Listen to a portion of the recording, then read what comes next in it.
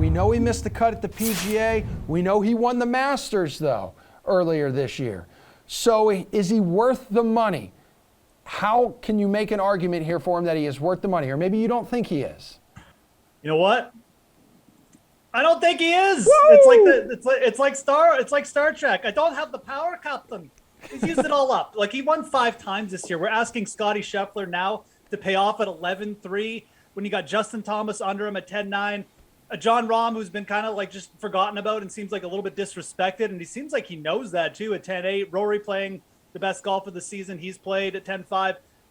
I honestly, I can't make an argument for Scottie Scheffler. It's not that he's a bad player or something. He's a little bit overpriced compared to the top 4 players. He missed the cut at the PGA Championship. Not a good sign.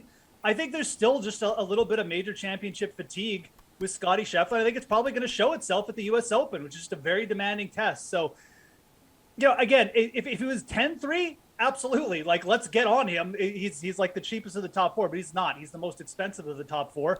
And he's been kind of outplayed by Thomas and McIlroy, especially Thomas, like at the PGA. So I'm going to say no. I think Scottie Scheffler is actually a pretty good fade this week. And if you want to get on someone in the top 3, it should be John Rahm, you know, as like kind of the pivot play with Thomas and Rory building up their ownership from last week. And with the U.S. Open in our backyard here, I see you're bringing some Boston vibes now that Ted sits behind your right shoulder there. So very nice. Ted has earned that spot. Yep. And you know, we'll hear from Ted later in actually, NFL season. Yeah. I was gonna say I don't think it's very appropriate based on the video you sent me of Ted yesterday. Okay, so Collin, I think Geoff's kind of onto something here because he's the number 1 ranked golfer in the world, but I'm looking at this stat, 63rd ranking in strokes gained off the tee. That's slightly concerning on a course like this. Absolutely. Look, I'm a fade as well. He's just too low down the board for me. The Zurich Classic 18th, 15th at the Byron Nelson, cut at the PGA, did finish 2nd at the Charles Schwab, and then 18th last week in Toronto at the Canadian Open. If you're taking a guy for 11,300 in fantasy, you've got to be basically locking in a top 5.